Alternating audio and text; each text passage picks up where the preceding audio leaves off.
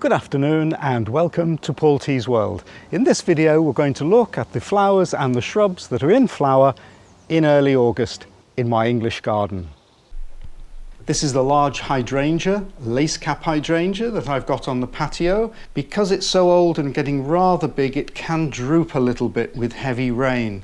This coming spring I'm going to see if I can reduce the size of it.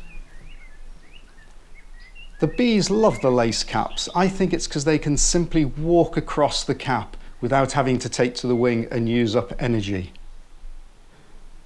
And it's from this hydrangea that I've taken all the cuttings for my other lace cap hydrangeas around the garden, and the hot pink one in the front garden. Remember the hot pink one that I had in the previous video, part 5, and how beautifully pink it was? Well, it came from a cutting from this hydrangea.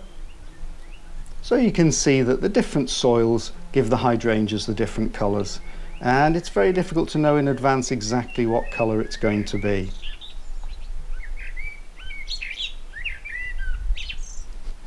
As always, the long-tailed tits frequent the dead stems of the flowering currant.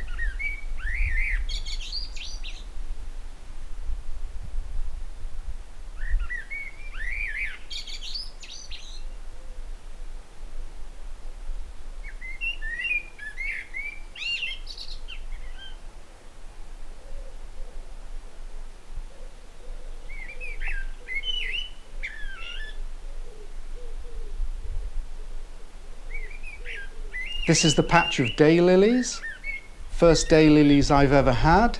Now in August they need regular deadheading as each flower only lasts a day.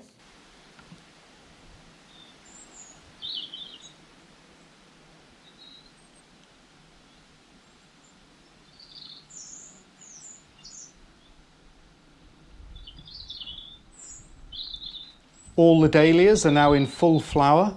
In England, we don't need to lift the dahlia tubers to protect them from the winter. Just cut them right down to the ground after the first frosts. Best as low as possible, as the stems are hollow and you don't really want rainwater to get in them.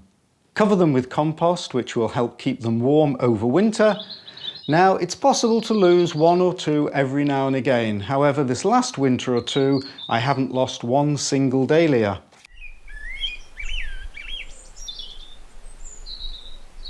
I like these pom-pom flowers, very pretty, a lovely yellow. Now the bees can actually get the nectar from these flowers, but generally speaking the more bee-friendly flowers are single-petaled flowers. These are the ones that are best for the bees. Nice and open, plenty of access to the pollen. These are good for the bees. Easy man, easy. It's crazy here in Paul T's World.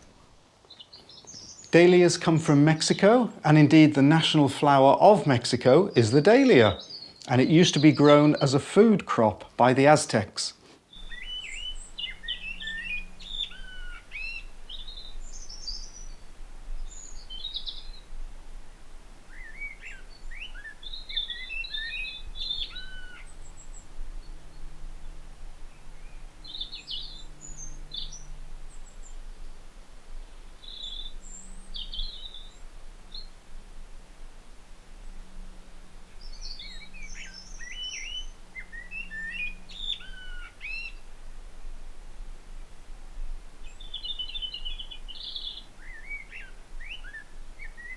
I grew this hydrangea from a cutting from the one on the patio.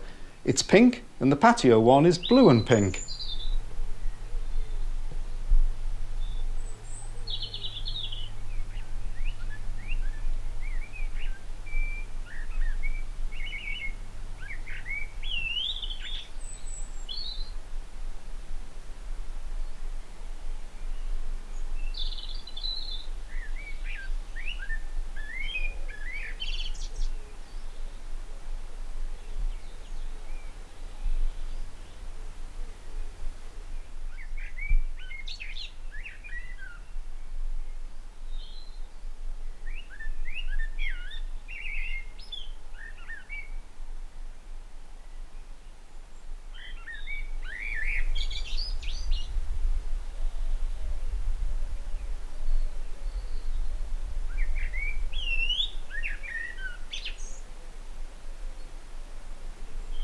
This dahlia tuber was put in this spring, and it's growing quite well and should flower in a couple of weeks.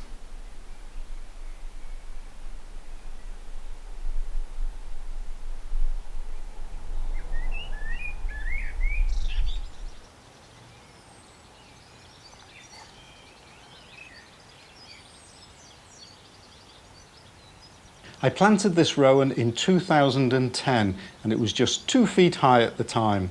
Often if you plant very small and young trees and shrubs, they will do better than if you buy bigger ones. Now this is a young blackbird. This is its first year. It only arrived in the garden in May. There are many varieties of Rowan. This particular one is the wild variety that you see in the countryside all over Britain.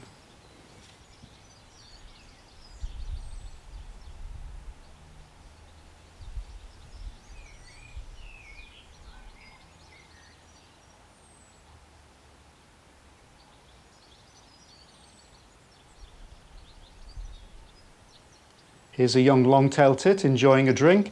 They come down late in the afternoon to feed on the fat balls, and then they all come over to have a bath or a drink afterwards. Now let's move over to the other side of the back garden. This is Grandma's necklace, or Himalayan honeysuckle. It's quite a common plant, and you'll find it self-seeding everywhere in the garden. I don't mind this because it's easy to pull out and it's a fabulous plant. It's very attractive to the birds and the bees.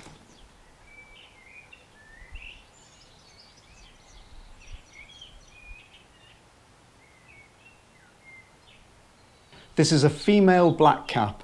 Yes, the female has a brown cap. It's a kind of warbler and normally migrates to North Africa from Britain in the autumn, but because the winters are getting more mild and more people are feeding the birds during the winter, many of these blackcap now actually stay in Britain right the way through the year.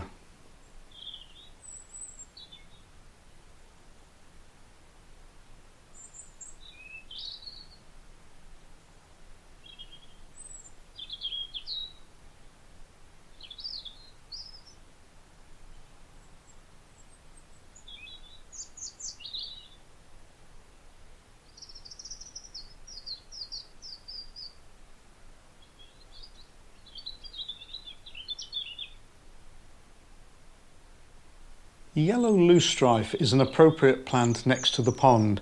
It's a perennial plant, it's native to wetlands and marshy areas. However, it is rather invasive, so I do have to dig out at least half of these each year.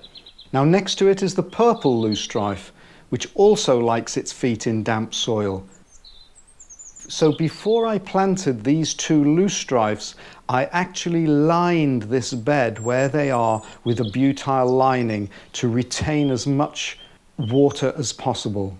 And the purple loosestrife blooms for a long time as the flowers open along the stem. Bees love it.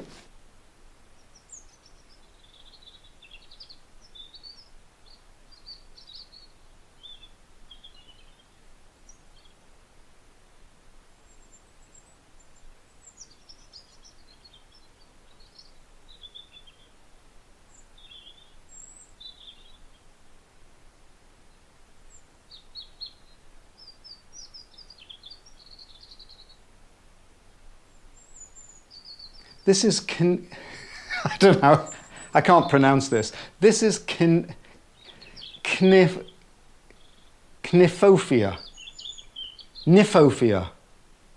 Yeah, let's call it red hot poker. That's the old name we used to call them. Unfortunately, mine here don't have the red tips to them, so they're not real red hot pokers. I prefer the ones with the red tips.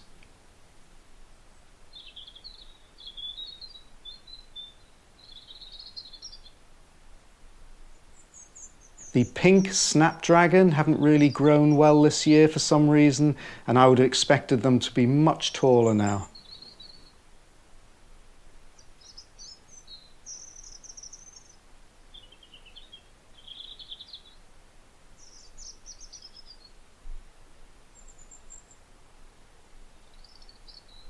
This is a variegated, sweet-smelling mace. It's actually in the margins of the pond, and I really like it for its attractive leaves.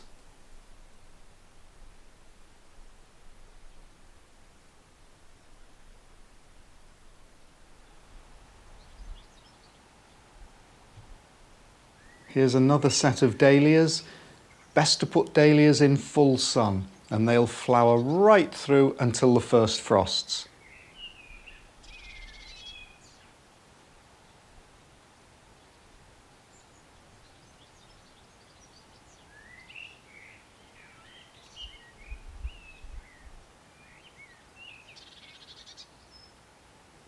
This particular one is Moonfire and was bred in Holland in 2001. Very similar to Bishop of Llandaff, but a little bit shorter. It's got quite strong stems, which makes it excellent as a cut flower, and the bees and the butterflies love it. It wants well-drained soil and can also be grown in a large pot.